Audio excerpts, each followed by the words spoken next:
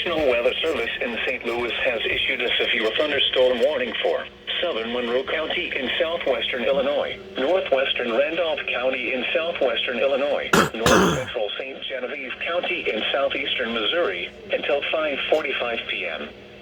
At 5:05 p.m., a severe thunderstorm was located 8 miles north of Bloomsdale, moving east at 25 miles per hour. Expected hazards include 60 miles per hour wind gusts and half-dollar-size hail.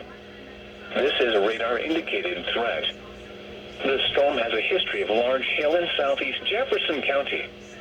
The following impacts are expected. Hail damage to vehicles is expected. Expect wind damage to roofs, siding, and trees. Locations impacted include Red Bud, Evansville, Prairie du Rocher, Prairie, Ruma, Fultz, Grinnell, Ames, and Kidd. The storm is producing large hail. Seek shelter now inside a sturdy structure and stay away from windows.